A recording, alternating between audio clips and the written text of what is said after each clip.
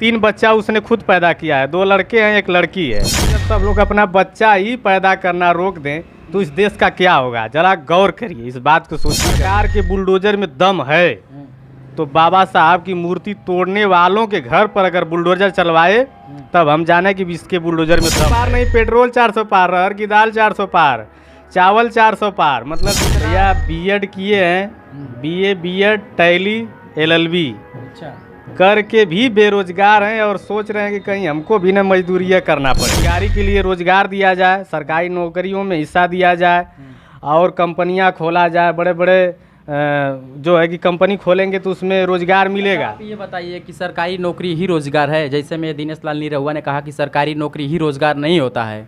अब ज़्यादा जनसंख्या बढ़ा, उनसे एक सवाल किया गया था जनसंख्या पे, तो उन्होंने जो जवाब दिया आपको सबको पता ही होगा, वायरल वीडियो। जैसे दिनेश लाल निरहुआ जो जवाब दिया है तो पहले जब वो जोगी मोदी का बता रहा है तो उनसे खुद उसको सीखना चाहिए कि 3 बच्चा उसने खुद पैदा किया है, 2 लड़के हैं, 1 लड़की है।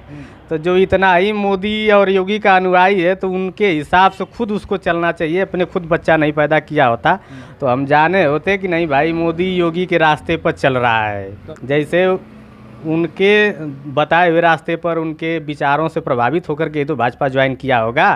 तो जब उनके विचारों को समाज में रख रहा है तो उनके रास्ते पर उसको खुद चलना चाहिए। पहले अपने गिरेबान में जाके तब दूसरे पर उंगली उठाए। यानी जनसंख्या से कोई मतलब नहीं है बेरोजगारी का? नहीं, कोई, जैसे कहने का मतलब कि जब सब लोग अपना बच्चा ही पैदा करना रोक दें तो इस देश का क्या होगा? जरा गौर करिए, इस बात को सोचिए गंभीरता से।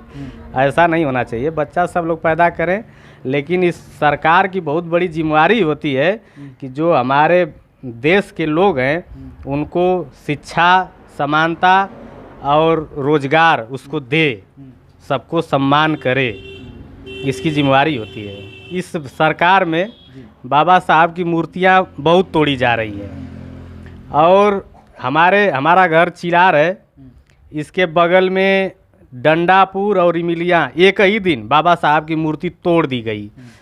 इसके बाद में मुड़रभा में बाबा साहब की मूर्ति तोड़ दी गई, बहदुरा में तोड़ दी गई, अन्य जगहों पर, बहुत से जगहों पर बाबा साहब की मूर्ति तोड़ दी जाती है। अच्छा, तो हम ये कहना चाहते हैं कि सरकार के बुलडोजर में दम है तो बाबा साहब की मूर्ति तोड़ने वालों के घर पर अगर बुलडोजर चलवाए तब हम जाने कि इसके बुलडोजर में दम है। अच्छा जी। तो क्या लगता है जो डॉक्टर उमेश सिंह को टिकट दिया गया है वो अगर लोकसभा 2024 में अगर उनकी सीट निकल जाती है तो इस तरीके क्या जो अराजक तत्व फैलाते हैं, मूर्तियां तोड़ते हैं बाबा साहब भीमराव अंबेडकर का, तो उन पे ये कुछ कार्रवाई करवा सकते हैं? जो कि आप बता रहे हैं कि इस कार्यकाल में, इस सरकार में नहीं हो पा रही है, तो क्या वो कुछ करा?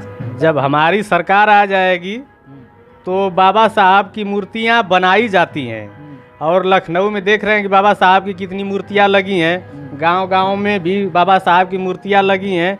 तो हमारी सरकार आ जाएगी तो मूर्तियां तोड़ते नहीं हैं लोग। जो अराजक तत्व हैं जो आज खुलेआम घूम रहे हैं, बाबा साहब की मूर्तियां तोड़ रहे हैं, हत्याएं कर रहे हैं, बलात्कार कर रहे हैं, वो जब बहन जी की सरकार आ जाएगी तो जेलों में बैठकर हनुमान चालीसा पढ़ेंगे और कहेंगे कि जय जय जय हनुमान गोसाई, मायावती से जान बचाई।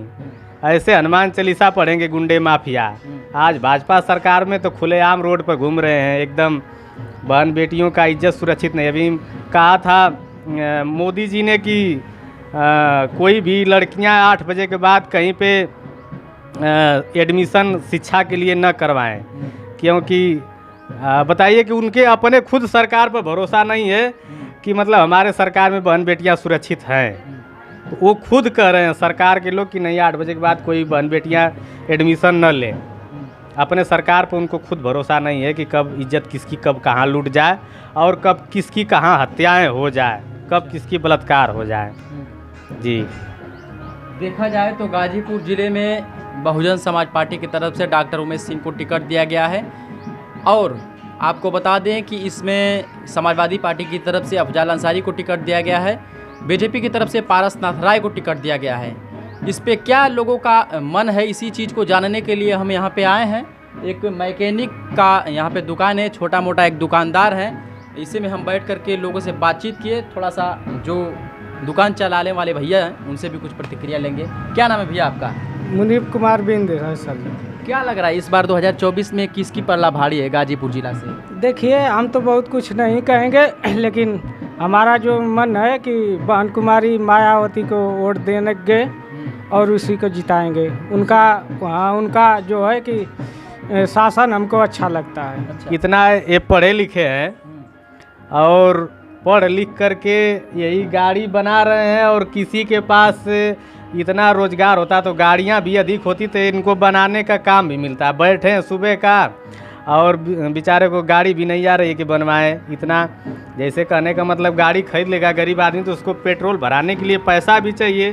पेट्रोल का दाम देख रहे हैं कि 100 से पार हो गया, और मोदी जी नारा दे रहे हैं 400 पार, कि मतलब अब की बार अगर आप लोग हमको जिता देंगे तो पेट्रोल 400 पार। 400 पार नहीं, सीट 400 पार नहीं, पेट्रोल 400 पार, अरहर की दाल 400 पार, चावल 400 पार, मतलब जितना सारा सब 400 पार, डीजल 400 पार।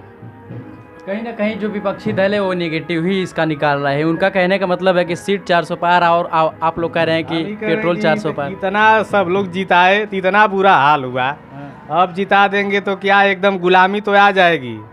भाजपा को इस बार अगर हम लोग जिता देंगे तो एकदम गुलामी आ जाएगी। इसलिए सब लोग त्राह त्राह मचे हैं कि कौन आएगा जो हमारा रहनुमा होगा, हमारी भला करेगा, हमें रोजगार देगा, हमें शिक्षा देगा। आज देख रहे हैं कि पहले छात्रवृत्ति मिलती थी, अब छात्रवृत्तियाँ भी बंद कर दिया है, बच्चे पढ़ नहीं पाते हैं।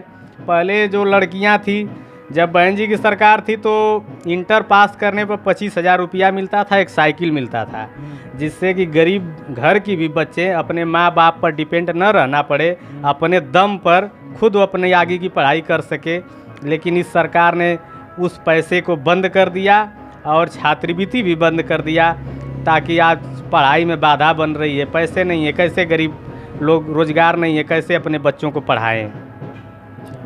अच्छा, रोजगार की बात की जाए तो लोग जो ये जीविका चला रहे हैं, बता रहे भैया कि दुकान खोल करके बैठे हैं, ये रोज़गार नहीं जीविका है।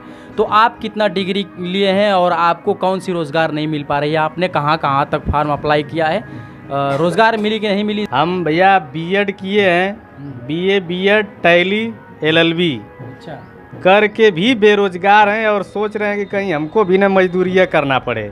सरकार जैसे जो सारी नौकरियां थी उसको संविदा पर कर दिया है। अब ठेकेदार किसी भी क्षेत्र में हर विभाग को वो ठेकेदार ले लेता है ठेका, और इसके बाद में वो खुद 1 लाख 2 लाख पैसा ले करके किसी को कहीं पे संविदा पर रखता है, और 6 महीना 2 साल 3 साल उसको काम करा करके खटा के उसको हटा करके किसी और को रख लेता है। तो वो जो ठेकेदार है वो अपने फ़ायदे में किसी को लगाता है, और युवाओं फिर वहाँ भी पैसा गंवा करके फिर कहीं के नहीं रह जाते हैं।